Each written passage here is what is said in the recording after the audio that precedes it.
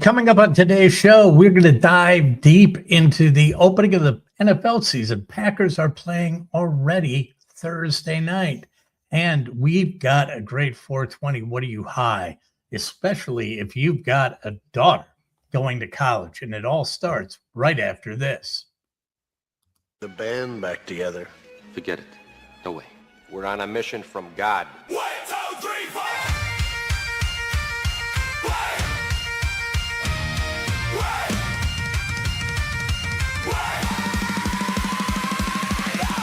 Live from the basement studios at Castle Rant, it's Beers on the Table with Drew and KB.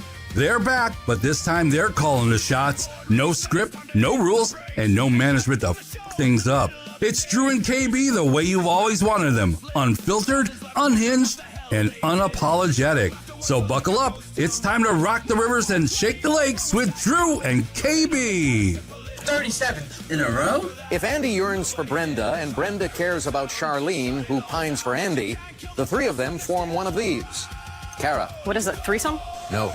Taste the biscuit. Taste the goodness of the biscuit.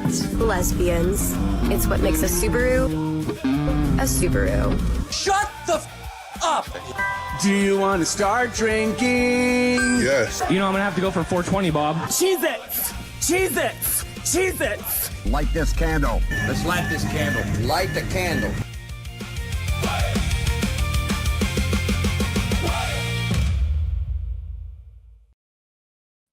It's another edition of Beers on the Table, your favorite little podcast. I'm Drew. That guy there is KB. And there's an Irish cricket, brother man. Irish cricket to get us started. Sadly, it's not alcohol, but yet. Today, our first order of business, maybe our only order of business, is, as I said, you crack that Irish cricket, you pour one out or you spark one up, however you want to pay tribute to the great Don Nelson today. Oh, Nelly passing yesterday at age 86. Oh, what a life he led. What a legend he was in Milwaukee. KB, I know you had dealings with him. I only tangentially brushed up against Nelly in his orbit because I was just starting my newspaper career and he skedaddled out of town. But the people I was close to, the people that I worked with, were very tight with him, and he remained very, very tight with them and with the city of Milwaukee forever. So I was like, what was your thoughts when you heard the news yesterday? Didn't they report that he passed about 2 or 3 months ago? I thought it was like Sunday. No, I know he actually passed, but I thought there was, one of those where maybe stories of my death had been greatly exaggerated. I know that he was in he was in Maui just getting stoned playing cards with Willie Nelson and Woody Harrelson. That's how he spent a lot of his time. Yeah, he discovered that weed helped his bad back, and he became a weed farmer. So Nelly's farm fund in the late 80s here, he became a farmer then with Willie Nelson. What an absolute freaking legend. That is where my my dealings with him were. And I started out when I was a young advertising guy here in Milwaukee. I was working on the Pizza Hut business, and we had a tie-in with the Bucks, and that's when I started working with John Steinmiller, who, as you knew very well, you know his son, Johnny, and who has gone on to follow in his father's footsteps, and done exceptionally well, going from the Brewers to the Arizona. Didn't he go to Arizona and he was with the he was with the Mercury in the WNBA and a little bit with the Suns, and then he's got Blackhawks, and then Cubs. Suns, Blackhawks, and then the Cubs, right? And I worked with John Steinmiller, who I have the world, just respected more than anything. He is such a great, great man. And when I was working with them, he and I put together a program. I don't know if you remember this, but he and I put together this program for the Bucks and Pizza Hut and worked with Nelly on that, where if the Bucks won the game and held the opponent to 95 points or less, everyone got a free pizza. Was it a personal pan pizza? It was a little personal pan pizza. Okay, pizza. We had people in the crowd doing that. And then as I worked with him on that, Nelly started the farm fund. And he said, hey, do you want to do advance work for me for the farm fund? So I said, yeah. And so what I did was I called newspapers and radio stations and I set up interviews and stuff like that for Nelly. I mean, I wasn't meeting with him every day, but it was great. It was great to work with the guy. I just remember so many things. Those were the Bucks teams that I loved. That's when I really loved the NBA. So it was Sigma, Paul Pressey, and Ricky Pierce, Terry Cummings, Junior Bridgman was there, I think, for a while, or Sid. Junior was Sid for sure. Sid, Brian Winters, Brian Mokeski, right? Yeah. That's when they drafted Randy Brewer. Jeff Lamp out of Virginia, who dated this girl who was kind of trashy. We called her the Lamp Tramp, but ouch. That's neither here nor Lamp there. Tramp stamp. The Lamp Tramp. But that's neither here nor there.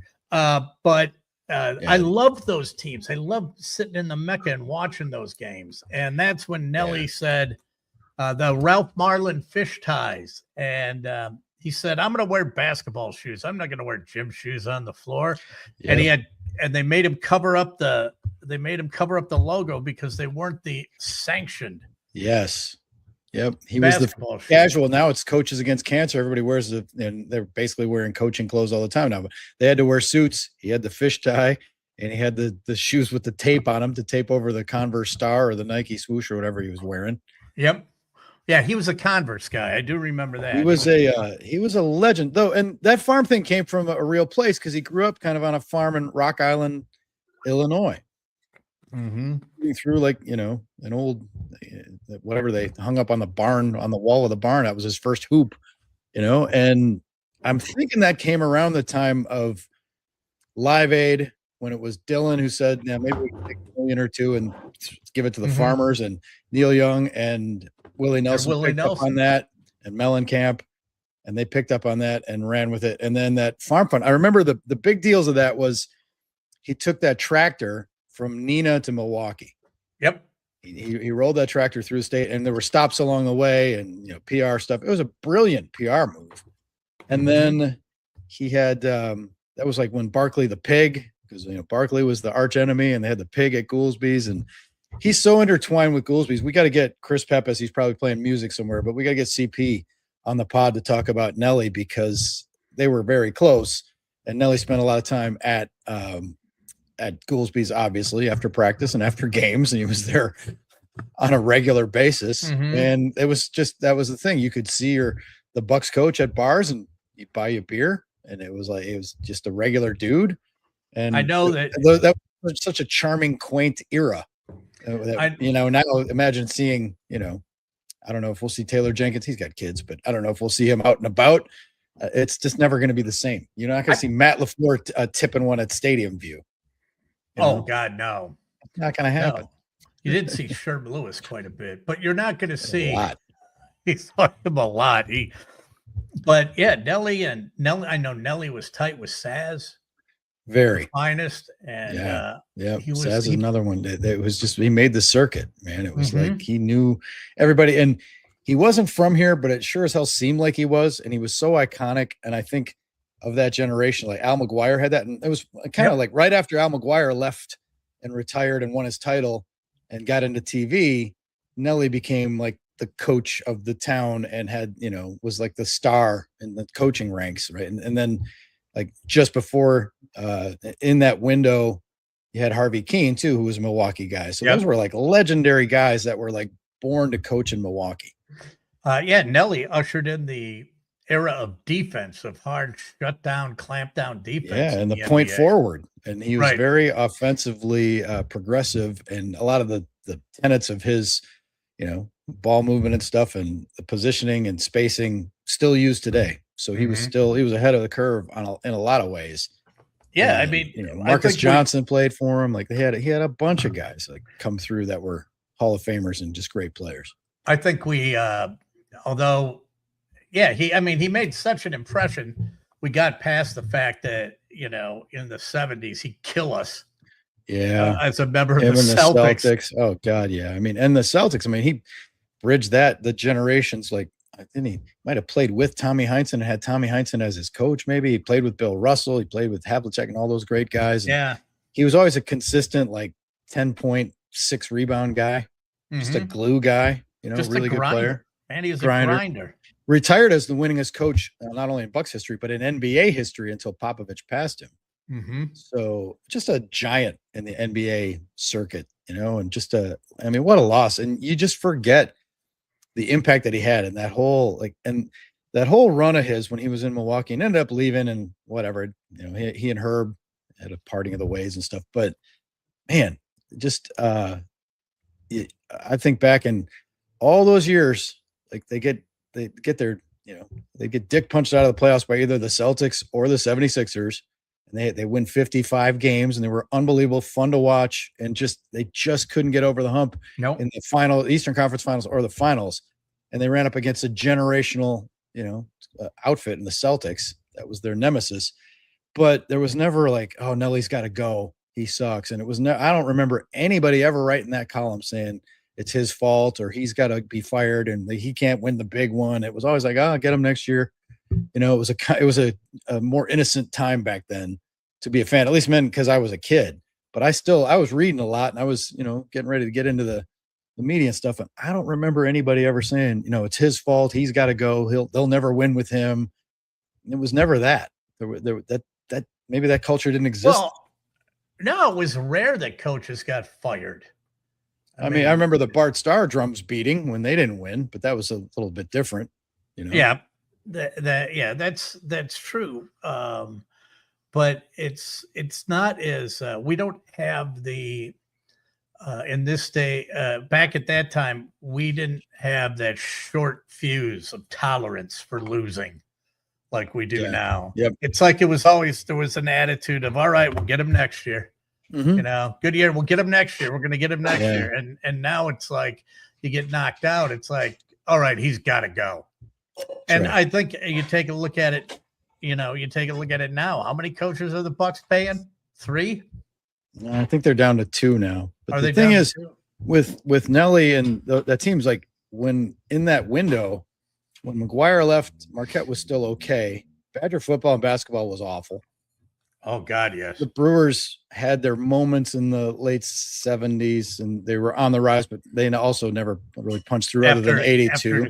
82, 83. Other than 82, and then the Packers were not great anywhere, not even mediocre in that time. So the Bucks were like our lifeline, and they were successful. And that might have been part of it, is that nobody else was. They were consistently winning 55 games and going to the playoffs and making deep runs and having great players and selling 11,052. You always talk about how all those deals were cut down to the South Bar.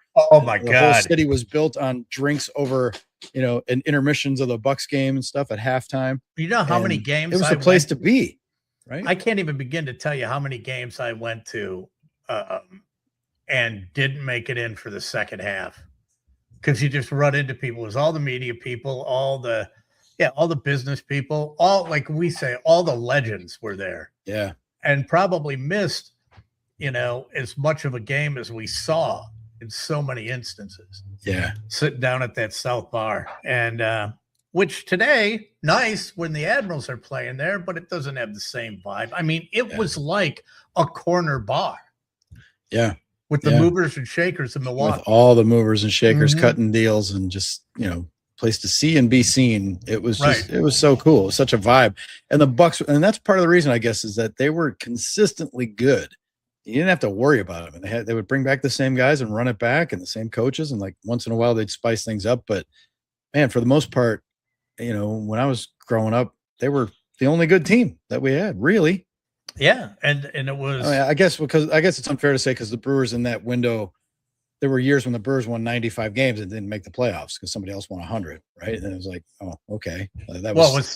That's when you only could get into the playoffs if you won the division. You had to win the division, and it was like they were up against the Yankees and Red Sox at that time. All the time. Yeah. So that was, I guess it's wrong. But the Brewers were a relatively young franchise then. So were the Bucks. The Bucks had a title early, thanks to Kareem, and then they were kind of just trying to sustain it and to bounce back. And Nelly was a big part of that. So, man, Nelly and John Killalay and Jeff Snedeker was the trainer. and you look at the team photo, and that's it. Now they got like 15. They have more assistant coaches now than they had players back then on the roster. I think they traveled with like 12 guys and 2 coaches and a trainer. And that was at least. Well, and a barber and a chef. Yeah, no. It's like it's insane. I Team mean, psychologist. Yeah, that's right. Tom Hofer. Remember Tom? Hofer, yeah, Hofer was great. He was the equipment guy, and that was just like, put out some shoes, a pair of shorts, and everything like that. And roll the balls out of the rack. That's all they did. Yeah, and those guys, and the stories Marcus tells about that era, I can't get enough of them because I was just a kid then. But just the stories that he tells about, playing for Nelly and just the stuff that they did and the fun that they had, and those guys. Marcus will say like their post game was like a 6-pack and a 6-pack of beer and a pack of Marlboro Reds was like their post game, and they had. They would send the ball boys over to McDonald's across the street, which then became where the Bradley Center was. And a quarter pounder with cheese was their pregame meal and stuff that you couldn't really do now, or they wouldn't do now. No. And now everything is so scientific. And then all of the training that they have, it's like, I was watching the Brewers game the other night, and it's when the guys get warmed up in the bullpen, they wrap them up in this freaking baby sling, and they're yanking on them and everything as they're trying. It's like, what the hell is this? It was like, just get up and throw the ball for Christ's sake. That's right. Now, going back to Nelly, that whole farmers fund, I remember, and I looked it up today, that they raised like about $500,000 on that run. And, at the time, that's a lot of money. That's a lot of money now, but that was a lot of money. 1986. In 86, it was a lot of money. And that Barkley the pig that's still at Goolsby's was the piggy bank that they had on a trailer, and they had a naming contest, and they named it Barkley because he was the rotund, the rotund enemy. The round mound of rebound. Barkley hit on Sue when we first started dating. We went in after a Sixers game, and Barkley's, he's in Goolsby's. Oh yeah, he was there a lot. There a lot, and we walked in, and he saw Sue, and he walks up, "Hey, you want to go get some champagne?" She's like, "No, it's just terrible. It's terrible." It's like, and he was pretty legendary. I'm like, well, Barkley hit on my girlfriend. At some point, we'll have to go to State Fair and see Tommy Enlund, who was the Bucks beat writer, and sit at his bar outside of Roberts there, his little tiki hut, and just reminisce. I want to get some of his stories about Nelly because they stayed in touch. He was talking to Nelly. I remember last summer he was still in touch with him. So yeah, those bonds, and Nelly, like Al McGuire, lived in Brookfield, and his kids. Donnie Jr. went to Brook Central and then became a GM in the NBA. And then I know he had a place at L'Amitage, across from the Blatts. That's now like a big dorm for MSOE. I know he lived there for a while. Yeah, too. They had big fun back in those days. Yeah. John Kelly. Well, it doesn't have. I mean, we don't. I don't know if it's drinking culture or what have you, or but there just isn't that. We've had this discussion on more than one occasion. There just aren't those breakthrough people that are fixtures in the social scene, or maybe we're just out of the social scene. But no, they're more. There's for a lot of reasons. First of all, social media. Gap. There's the money gap. Like they were closer to making what regular guys. Well, regular like CEO type, like country club guys were making as much as coaches. Right now, not even. No, not even in the same area code. And then social media, like everybody's got a camera and they can get caught, doing anything. I remember at one point I was a Cub reporter in the Admirals beat, and the Admirals hired a new coach who shall remain nameless for the purpose of the story, but covered his press conference. And then I went out, I wrote my story, and it was like a late afternoon press conference, and went and met Woj and the coach and some other people at an establishment on Water Street. And before 9 o'clock, the new coach was falling off his bar stool hammered. Love it. And I'm like, oh boy, this is going to be a fun year covering this guy.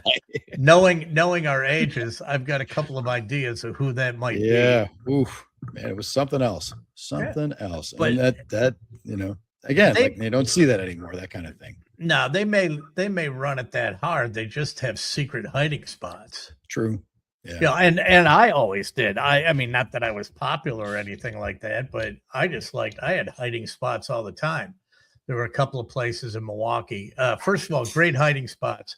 And I just stumbled onto another one a couple of weeks ago, and I forgot it was there. But the American Legion in Menominee Falls. Oh, right. You're familiar with it. You can hide there, that's for sure. Oh my God. So McCurdy is playing, right? And he was supposed to be playing outside, and there were these storms. So they moved him inside to the bar in the Legion. Well, the bar in the Legion, as you well know, is in the basement. Mm-hmm. And I mean, it is like it looked like our trailer. It's very has very much like Moose Lodge vibes. And stuck in the 60s. Paneling and everything like that. And there's probably 75, 80 people down there. Well, the only way to get down there, so I walk in, it's after the show starts. The only way to get down there is stairs, right? Mm-hmm. Stairs going down. And as I look at the stairs, I see Pat is right at the bottom of the stairs. That's where they set up this, his play, his where he's playing. So his mic, his guitars, his PA is right at the bottom of the stairs. So if I go down, I'm gonna walk right on stage and have to get there. So I know I'm gonna get called out. But of course, right away. And so I'm looking at it, and then I look at to the right of me, and what is sitting at the right there on the side of the stairs? One of those elevator chairs. Yep. The assisted wheelchair. The elevator chair that goes down on the rails. And I'm like, I was looking all over for the switch. I could not find the switch, because if I did, I was coming down those stairs onto Pat's stage, riding in the chair. He told me this. Nuts. He said that it would have been epic. He told me that was the setup. I couldn't find the switch. I'm like, and I talked to him. I go, God, Pat, I wish I could just riding down. Shouldn't waving to everybody. Shouldn't tempt the karmic gods, but for a time, Johnny Vegas had a condo in Port Washington that had one of those, and we would get drunk and ride it up and down for like hours. It was not, But of course you do it. It doesn't. And I know when Johnny Vegas was in Port Washington, and we were well past immature age. We should have been. And it doesn't matter. A guy's still going to want to ride that. He's going to ride it up until the day he has to ride it. And then he doesn't want to ride it, because I'm not going to ride one of those things. Exactly. I'm not that old. But if you're young and healthy, you want to zip up and down on that bad boy. It was a brief period, but only a couple of times. But yeah, he ended up renting that place and then selling it. So. He's got the place. But place. What are your other hideaway spots though? Because so it's the American Legion. Had one. Our buddy Palak had one that is no longer in existence. But there was one called the Glen Oaks, and it was in Mequon. And Glen Oaks was, if you went up Port Road, and this is before Port Road was developed. So when I moved down here, it was years. I mean, in the 80s. Nothing. And there was nothing there. And you would, none of the strip malls, anything like that. None of that was there. And what it was, there was a little road. It said Glen Oaks. And there was just this gravel road. Well, it was partly paved, but you would go down and would hit gravel. Then it would go back down and curve around into the woods, and there was a house there. And you would go, and it was just this house, and you'd walk in the house, and it's a regular closed front porch like every Milwaukee house, and you opened it up, and it was a bar, a full bar, and like the dartboard was in one room of the house. I mean, it's not like they blew the whole floor out. They kept the rooms there. And so that was a good hiding place. Like I said, any of your Legions, your VFWs are pretty good places. There was a place on County Line, because I lived on County Line and Green Bay Road, And there was a place just on the Mequon side of county line that was kind of back in the woods called O'Brien's. That was the same type of setup that was pretty well. I went to that place once. Yeah. That was a pretty good setup. Of course, now it's the Stenny's North Shore where, but that was David Kelly's joint. And I think one time he screwed up my checking account so bad because David did not like to cash checks ever. And then one day, bang, I get hit with like 30 some checks go through for like $700, which is a good indicator that I'm writing $10 or $20 checks to a bar. That's what happened back in the day, kids. Oh, it was like the worst thing that could ever happen to a young drinker was the elimination of the checkbook.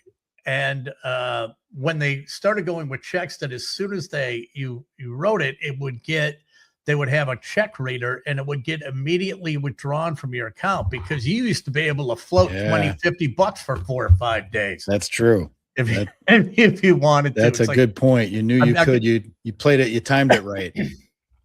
And right next door to me in this apartment building was a guy named still one of my favorite guys. I haven't seen him in years and years and years, but I know we dropped the name because he's good friends with Kevin Harlan because of the Packers connection.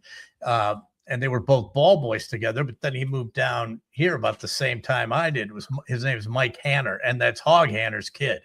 Oh, okay. Yeah. And Mike was not a good financial guy at all, whatsoever. And you would go into his apartment and you were going to go out. He just had open checkbooks. Like he didn't do them numerically. He'd go out drinking and he'd see a checkbook and go, I need a check. And he'd just rip one out of a book, write it. So he had no way to track how much money. He was always in trouble that way. Couldn't track how much he was spending. But those were some of the good hideouts that I had. Well, you growing up in the Falls, you had it. And those were underage drinking bars too. Oh, yeah, plenty of them. There was this place called Ollie and Ruth that was a total up north bar right in Menominee Falls. There was obviously the Honey Buckets where we all learned how to drink, and that was the spot. But then I'm thinking in Milwaukee, the spots that are off of Brady, between Brady and North, like Scaffidi's maybe like that. Scaffidi's, Halliday's. Well, yeah, Halliday's over there. Thurman's 15, like JMO's, like those little hideaway, tucked away spots that people don't generally know about. The Walski's is kind of, the Why Not? Yeah. Oh, why not? That could have been too. Yeah. Yeah. Axel's was always in college. That was across from Cults. Yeah. Axel's on Oakland. Yeah, right by Oakland Euros. Yeah, those were some, just hideaway spots where no one knows your name and no one wants to know your name. No, and they don't care. No, and they just don't care. Axel's was the place that we used to sometimes we'd go out in college on like Saturday afternoons, and it was my roommate called it a prison bar, because the first thing you do when you get out of prison is go to a bar and you spread out and you got your elbows on the bar and you're kind of guarding your drink the way they guard their food in the chow hall in prison.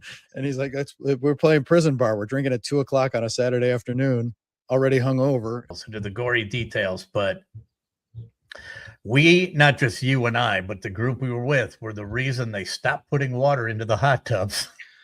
That's true. Moved them into the expo with no water. Into the expo, no water. There may or may not have been partial nudity. That's all I can say. Yeah, that's all. There may or may not protect the innocent. There may or may not have been topless big slides. Yeah. Going down. And it wasn't the men. Nope. Those were the days. Yes. Again, I don't know that exists anymore with flock cameras and the nanny state. You can't do that anymore. Can't do anything anymore. And I think it's unfortunate too.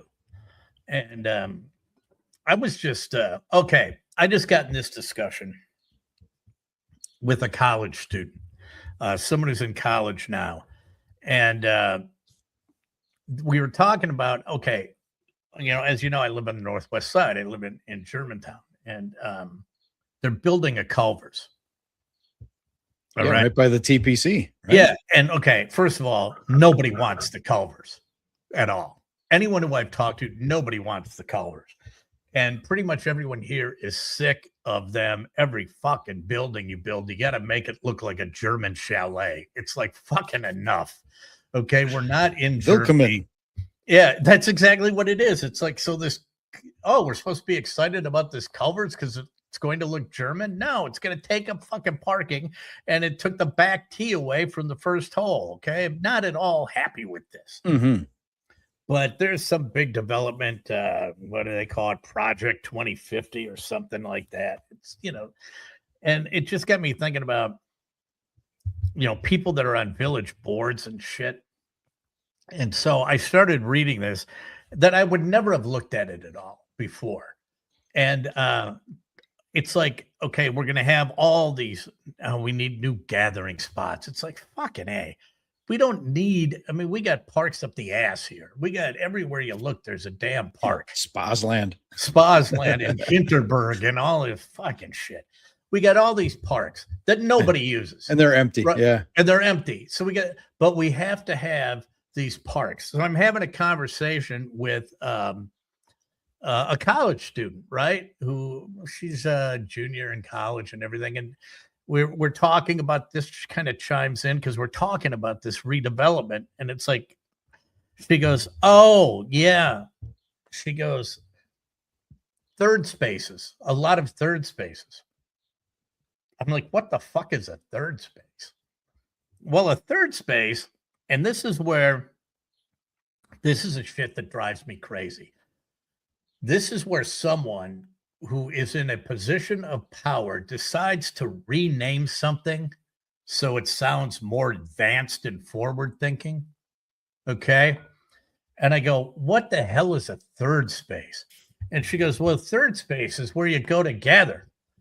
And, you know, you have your first space, which is like your home, and your second space, which is like your work where you go. And now these are third spaces. We call them fucking bars.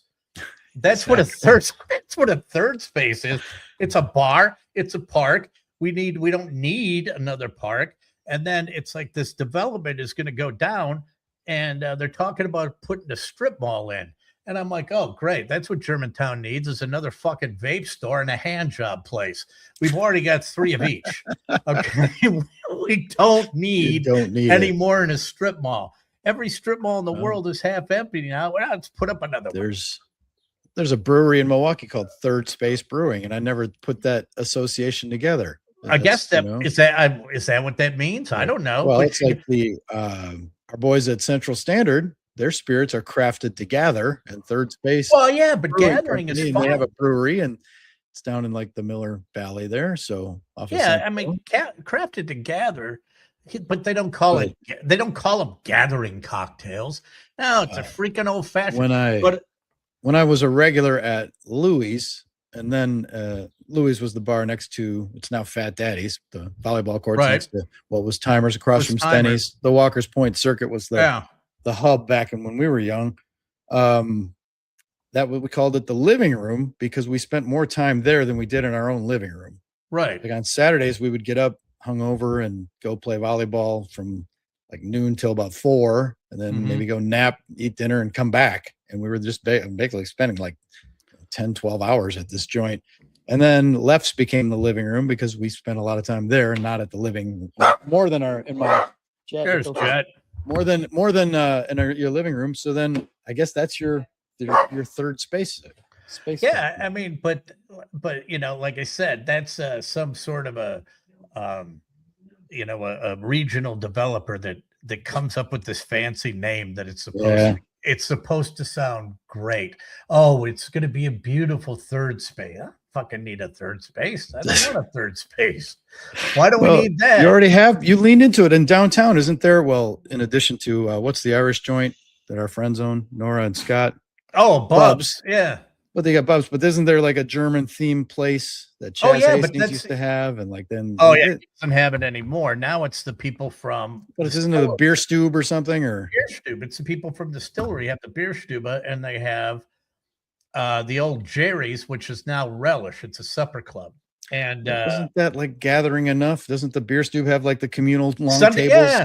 So Yeah, there you Sunday go. afternoon, they got a big picnic table. You go out there, you sit down, they have guys playing music. Sometimes Sue and I go there and they watch they put the baseball game up Yeah. outside. Get a big pretzel, have a couple of steins, and go The to town. boss, yeah, the Boston Barrister always hits there with Jeff, our buddy Jeff Horgan. We're always there when the Boston Barrister comes to town. Yeah, that's a place to gather. That's a good third space. Yeah. It's like, what do we say? Hey, let's go to the German bar. It's like, what third space are we going to now? What the fuck? What park should we go to? That shit just drives me absolutely crazy. Speaking of parks, I do like parks, and I like Lakeshore State Parks near here and stuff. And they have utility, but they are a lot of times very empty. And Mark Miller, the guy who did the Wisconsin basketball yearbook and all that, the preps high school basketball guru in the state, he posted a photo today of an empty playground. And it was a really nice playground court. I don't know what park it was at, but it's funny because that's getting to be like the tennis courts. You drive by playgrounds, there's never any kids playing pickup. Like that's where kids used to go and play 10 hours a day and they'd work on their game. Now it's like, I'm on an AAU team, I'm playing travel ball, and we're driving to St. Louis for a tournament this weekend, and no one's in the playgrounds playing pickup ever.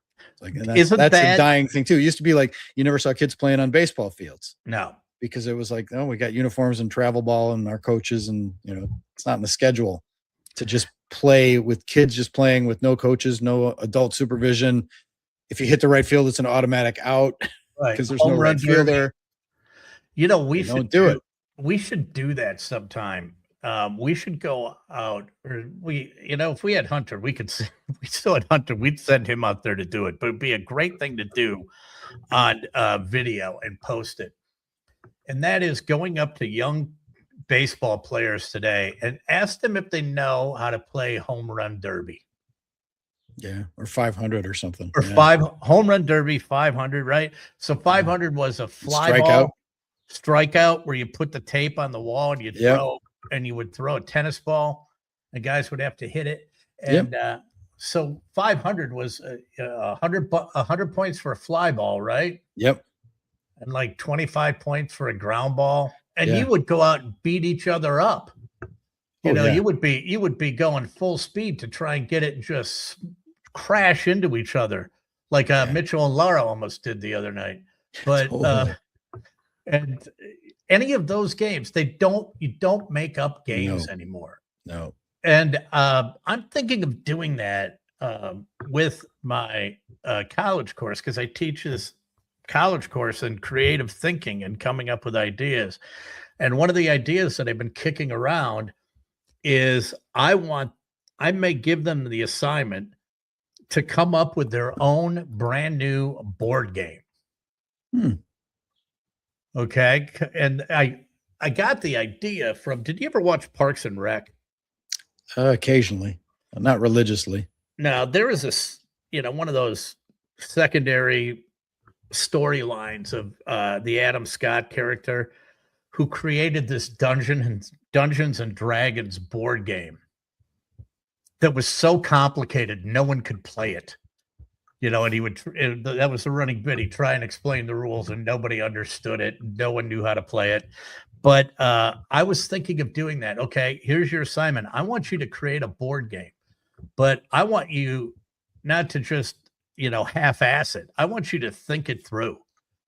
Like, what would the new Monopoly look like? What would how would you create a game? Because no one makes up their own games. Instead of putting a hotel on Park Place, you're putting in an AI data center. You gotta have, what is the new Monopoly? So it's your Parker Brothers unit. Come up with a game. Come up either with that or a game. drinking game. That'd be good too. We should consult. I'll have to consult with Ronnie Vogedes because he created this thing that was called the Greatest Game, and it was a combination of 4 different bar dice games that happened in the same time, and it's actually brilliant. But state dependent learning, I don't think I could play it now unless he's there and unless I've had a couple of pops, because he taught it to me one time, and by the end of it, I kind of understood it. But that was many years ago. And so you would have you'd have bar dice. The only 4 that I can think of playing at a bar, you got regular bar dice, ship captain and crew, Yeah, those were the 7, ones. 14, 21, and Mexican. And those were the ones that, and So they were those all four, kinda he turned it into smashed one game. together into one game. So you could, was it something like It was basketball or something, you know? Yeah. It's just So when you insane. shook dice, the dice that came out would change the game that you were Yes, playing. exactly. It's Yes. fucking genius. Oh, I got to get him to explain it to you because you are fluent in that. I'm not, but I was along for the ride. And Well, I also spent a lot of time as a kid with playing tennis golf, where you had a tennis racket and a ball around the neighborhood. And like I lived a half mile from the high school, and like the hole was the door of the band room, and that's where you'd hit it, and you'd have to hit it through the city streets, and sometimes you could hit a car would hit it and send your ball like a half mile in the other direction, and like, oh yeah, that was epic. We played. He had an 18-hole course, but we never really made 18 holes because they were so long. This was miles through Menominee Falls. We would play this stupid game. And the funny thing was when people were walking their dog or something, they want to pick up the ball and throw it back to you. We'd be like, leave it. And you know what? And now you can't. Now it's got to be organized, and you got parents would be freaking out. You were hitting a tennis ball around the entire neighborhood of Menominee Falls with absolutely zero fear of getting abducted. Nope. Right? Nope. There was none of that. You were not going to be trafficked. No thought of having a played job. In traffic. I was 12 years old. No thought of a job or nothing like that. No, played in the road, car. Yep, right? car. Run off. All of that. But making, the kids next door, I did this with, and the one kid loves, it was one kid's about, I don't know, 11 or 12. And then the younger brother's about 7 or 8. And they were throwing a football back and forth in the front yard, which I thought was really cool. So I went out, I came home and before I went in the house, I saw him and I walked over and I go, all right, I'm all-time quarterback. Let's go, kids. And they go, bring it in. I bring one kid in. I go, you're playing defense. I got the other kid, and I get my hand out, and I'm drawing a play, right? And I'm going, okay, what I want you to go out. I want you to take 5 steps, and I want you to fake to the left and go to the right, and I'm going to hit you. All right, let's go. Down, set, hut. Kid goes flying out, doesn't make a move left, doesn't make a move right, just starts running all over the place. I'm like, what the hell are you doing? I go, it's right there on my hand. It's on the palm. Okay, go up right there. You go up, you go fake in, and you go out long, and I'll hit you. Okay, we're going to turn that guy around. And they didn't know how to do that. They couldn't draw a plays. It probably took me about 4 or 5 times to get them to teach them how to run a bad pass route. They couldn't ad lib without a coach there. They couldn't do it. No, and then forget about take 3 steps out. Come back behind the line. I'm going to throw it to you, and then I'm going to take off and go long. Forget that. The Philly special. That was way past them. Yeah, but I'll move them around. I'll get them up to speed on it. But I just wish we had. I wish we'd just make shit up. Nobody makes stuff up anymore. We did 8 years. We did 8 years of a radio show that we just made up on the fly. Very true. I tell people that. People enjoyed it. I know. I tell people that. And now, it'll happen that they'll, and I do remember Red Hot doing this, and I know Red Hot watches this. So Red Hot, we're going to let you in on a little secret that Drew and I have. We always used to go into those meetings, and Red Hot would always say, okay, do this, this, and this, and you guys can go over it in your show meeting, pre-show meeting. And we would go, yeah, okay. I think we had 4 in 8 years, maybe 4 pre-show meetings. It was like, we just walked in and just ran with it. Yeah. Can't plan that, genius. No, you can't. It's a jam session. Well, I don't know we're doing it now. I don't know what you're going to talk about, until you went, oh, Nelly died. Okay, well, get out. We're going to unpack my Nelly stories. Mm-hmm. That's all we do is tell stories. So we went to the Brewer game, but speaking of playing dice, we went to the Brewer game on Saturday to get the bar dice set. That's why we were there. But what Sue and I do when we go to the game, we were on the second level. right in the first row, really down the left field line, really, really good seats, right? But when we got there right away, we always go up to X Golf and we get something to eat and get a cocktail. Because you get table service and you sit down and do that, and then we would go out. But it was great because when we went into X Golf, you could hear the people just around a couple of the tables just slamming the bar dice going. It's like, that's so Scotty. They're out there, playing it. They couldn't wait to get it out of the packaging. Once they got into the bar and they're playing bar dice. And I'm sure the bartenders loved it. It was fantastic. It was fantastic. Yeah. But so we were it was a good game to go to. I love sitting out at the yard. And as I said to Sue, I go, this is the hardest thing. Not being an accredited member of the media, I miss going to the games, but what I really miss is parking. Yeah. That is what I really miss. But we went and saw the finest. Well, he was at the fair. But you stopped there and went down there, parked, got on the shuttle, took us 5 minutes to get over. If it's a blowout, and it was a good game, we stayed later. But if it was going to be a blowout, they start hauling you back to Saz's in the 6th inning. It's absolutely perfect. Yeah, you've cracked the code. That's the way to do it. Yeah, it is. But it was, the parking is the biggest thing for me. It's like, oh, fuck, I don't get parking. Yeah, not having that close-up parking is rough. So we're gonna talk again on Tuesday. Or on Thursday, I know. Thursday we'll talk again. But and I've got a couple things I'm going to holster up for that. But right now, you know what I want to do? 420. 420. It's not 420, but 420. What are you high? It's 420. What are you high? It's 420. What are you high? If you're not, you're just fucking stupid because it sure seems like you're high. Okay, so it's college time of year. College kids are getting ready to go back to school, right? Yeah, you don't want to go to IKEA this week. Well, okay, you're kind of you're in the neighborhood because this is what's happening. When you went to college, you get your first dorm room. How did you decorate it? A couple of posters, beer posters, band posters. Got beer posters, a band poster. If you didn't have, they would fine you if you put holes in the walls. So you would use toothpaste as glue, and hang them up with toothpaste and tape. Okay, maybe you brought a trash can. Yeah. If you had a rich roommate, they had a TV. Yeah, that's true. You know what? You might have rented a mini fridge. Yeah, that's right. You can get one for $25 a semester. $25, but I'm talking that was a little one. It was just a tiny square thing. Well, today, college students are hiring interior designers to decorate their dorm rooms.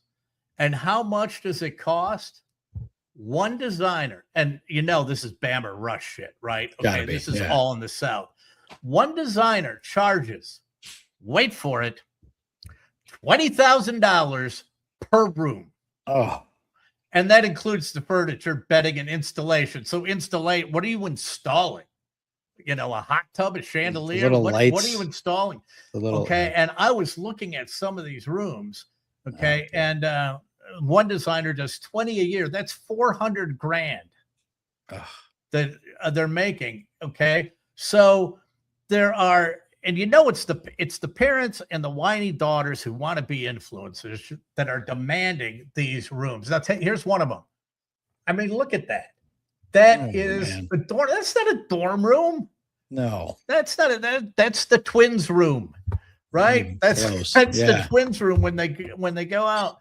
Well, when they grow up, but it's like parents are going, well, yeah, because the $70,000 for tuition isn't enough. Okay, let's throw another $20,000 on top of that and decorate, Ashley's room. Okay, and the thing is like, okay, I just want to go to the parents. It's like, listen, you're dropping $20,000 on this room. Okay, you just dropped 20 grand, and in 3 weeks, she's going to be getting trained by the lacrosse team on that bed. So why are you spending that kind of money? Right? To go in there on those Egyptian cotton sheets are going to be shot by the middle of October. Wow. Okay. And half the fun of college was living in, you would, maybe by the time you were a senior, you got a good apartment. Everything else was a shithole. You're sleeping on a mattress that looks like you just pulled it off the side of 8 Mile in Detroit. Right? It's the nastiest thing, stained to hell. Yep. And your furniture was the stuff that you grabbed off the curb because it was better than what you had. Right. And it's like somebody was throwing it away. It's like, that's better than our couch. Let's go grab that one. Let's go grab our couch out on the street and somebody will take that one. Living in the worst possible place was a badge of honor. And I remember Johnny Vegas and I went down. We were down in St. Louis for a meeting, and we went and saw Patrick because he was at SLU, and he moved. SLU had bought an old hotel or apartment building across from the campus, and they moved in there, and he lived in the penthouse. Now, it was 6 guys, but they had an upstairs, downstairs with a spiral staircase that went down from the top to the bottom, right? Of course, it had a beer bong, and the hardwood floors were sticky, so there was some level of redemption.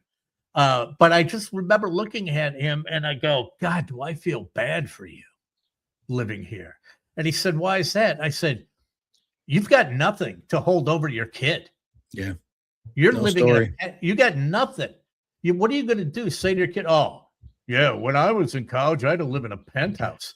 Right? I lived in a dorm without a decorator. Right. You've got absolutely nothing. And they're only going to be there for like 9 months. And then they're going to, it's like, oh, dear God. We had a house, 5th Street that was we had 6 guys, 1 bathroom. My bed was in a walk-in closet, 1 shower, we had a bath and a half. We had the downstairs bathroom. We had 3.5 baths if you count the Speedway across the street and the Godfather's Pizza. Okay, so we had 3.5 baths. But in the house, we had 1 toilet, a shower, and then we had an upstairs bathroom, which was the half bath. But the upstairs bathroom was all it was. There was a door up there with about a 4x4 foot square, just a square deck, 4x4. That was it. And if you had to take a leak in the middle of the night, you'd go open up the door, go out there, and just hose one off the back of the house, as one does. Yeah. And one night, when someone in the house started their mattress on fire, which burns forever. Started their mattress on fire with a bong. They threw the mattress out the upstairs bathroom, and then we all tried to put it out from the 2nd floor, which was a fun night. See, you don't get that with a $20,000 dorm room. No, that is a great 420. That's going to spur some discussion. Absolutely. If you're willing to spend 20 grand on a dorm room, all I can say is, what are you high? It's 420, what are you high? It's 420, what are you high? If you're not, you're just fucking stupid, because it sure seems like you're high.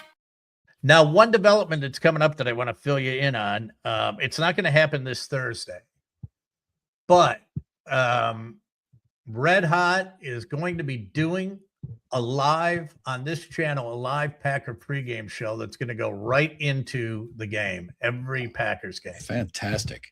A 1-hour live show. He's putting it together right now. He's going to do it from a bar because he has moved to Tampa.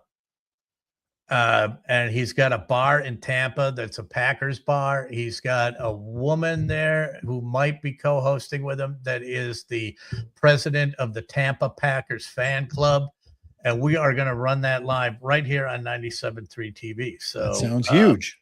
Yeah, I think it's going to be fun. I think it's going to be absolutely fun. And but we will be back on Thursday. Yeah. Again, and I've got a couple things that I've been putting away and socking away for you that I know you're going to react to on Thursday. So until that time, thanks for viewing. Thanks for listening. Like, subscribe, share with your friends. We're starting to build up some momentum. It's only going to get better and better. And until we talk to you again,